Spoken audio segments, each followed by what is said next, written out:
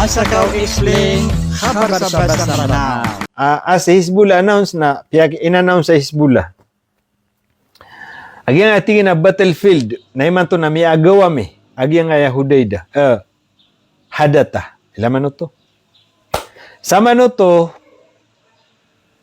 na adna kumakad siya ng mga gasa, to na ni, Hezbollah. Nga pererang kasuldi.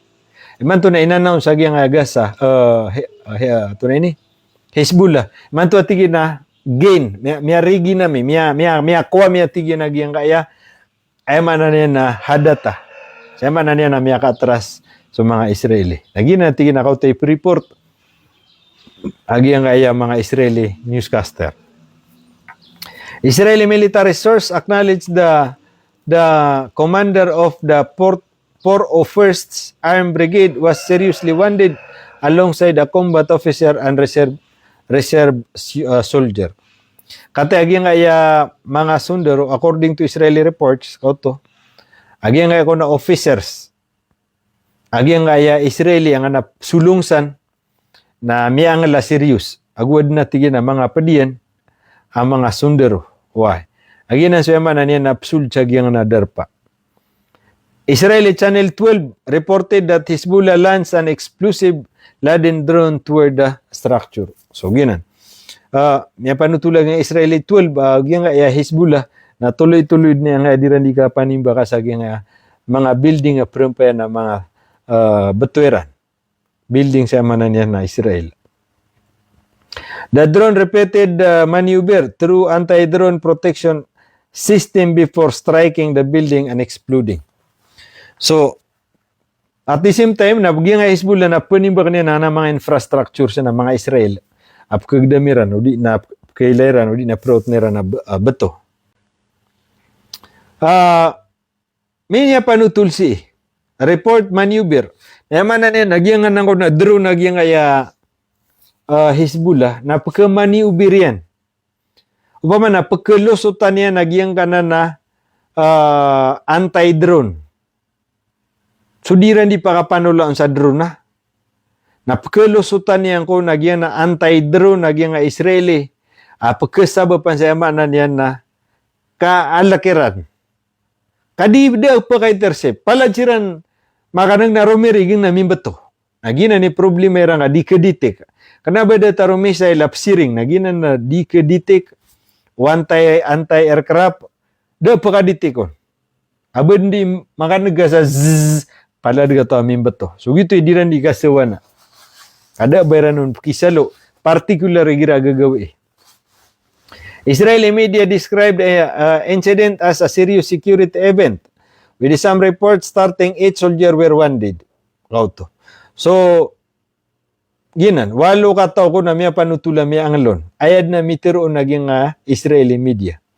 According to Haaretz, sugati daw iman to According to Haaretz, the wounded brigade commander had only recent assumed the position after the previous commander was killed during fighter in the Jabalian Gaza. Giyang ayati ginayaman na niyan, na miya ang la officer, commander, ang namasayin siya na pagatak, na ayati ginakiyasambiyan niyan san, naswati yan so miya ang sa Gaza, asa kalaunan na miya taibu. Nagyan na natigin na posisyon, nakatayap man siya kaya na ayaw man minisambi, na miya ang lapman na iman to na serious. Why? So, ginang ko nakadato na, di rin di kakalaka. Alangon na, kapat sa nga na posisyon na pupatay, na pa-okay sa nga la. Meanwhile, Israeli media increasingly, previous commander was killed. Asi ko na miyatay sa nga Gaza. Meanwhile, Israeli media increasing acknowledge what officials describe as the growing threat pushed by Hezbollah use attack drone and loitering ammunition.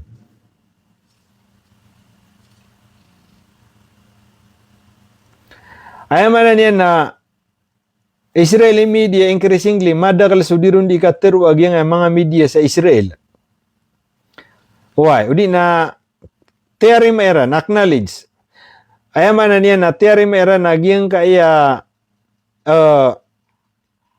struggleran O di na kikaala kaniran sa ngaya drone agyang kaya ay manan yan na Hezbollah na kasabapan sa kapakada o mga sinapangiran, mga ammunition iran, mga panglo iran. Kaanid ni makaumanguta mga drone na miya malago yung mga tawayan na kaya mga Hezbollah, piyang wera na nga mga panglo. Agi na ni Disha Pitero siya sa nga report. Report noted that explosive drone have been increasingly affected military operation in the southern Lebanon and imposed restriction on troop movement.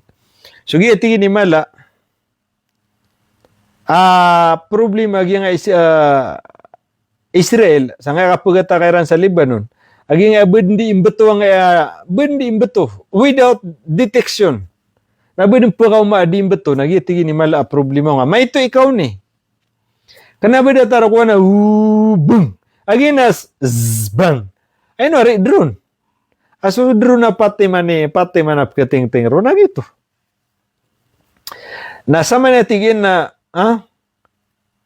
operation in Southern Lebanon. Giyan ako na di ka pag-upisiro sa Southern Lebanon. Unimposed restriction on troops movement. Nagulilimitaan, kaya limitaan na tigag yung mga Israel so movement. Kagi nga sabop sa nga adro na palad ka taon na miya katuruktan. Sabop siya tigin na miya restrict. So ay manan niya na di ka para-para ka. Kadi sila mo makaptutuna. Matan. Israeli media further acknowledge na padapan sa inacknowledge, di na piaratea. Agi nga Israeli media, the deputy commander of the company in the battalion 708 had been killed. Sama no to na ko to. Giyang ko to ay isa ka komanderan ro, pamanay isa ka batalyon ro, nakautami ang ala. Nakatip man na aduman na miya patayran, confirm agi nga media, ay man niyan na battalion commander ka ang deputy commander of the company in the battalion 708 had been killed during classes in Lebanon, raising the number of soldiers reported killed in the current northern confrontation to 21. Sama na nagibo ng butigin na kaya tidawa. Saan sa nakatampar saan sa South, Lebanon. Na 20 na guisa, miya confirm, miya tayron. The development, sige na, miya kadudu ng kapitugawi. O, miya kapitugawi. Miya kapitugawi. The development came amid repeated Israeli admission that Hezbollah expanding drone capabilities continue to inflict losses while exposing that the Israeli analysts increasing describe as the absence of the effectivity military solution. So, gina ni miya problemerang ka miya accept. Agi nga Israel, lagi mala kapagpakalubayran sa kapagpakala expanding drone capabilities.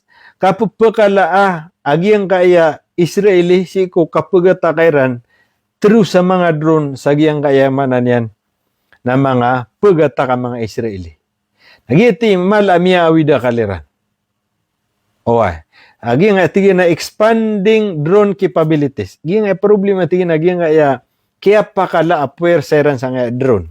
Nagi dikir na gi nga mga Israel. Oy. Instead kagiya bapia siran ro miya kauma. Kami aga kumpo siran ro. Mama kauma drone na yan, miya makatras siran man. So gina ni mala ay struggle lagi ang kaya Palestine sa kapagatak katungguderan sa Hezbollah. Kamat ang awad na kita katubereran. Kapag ketarumam sairan sa giyang kaya Hezbollah na miya tarumam siran sa miya tibu. Nakagiyam anan yan na de.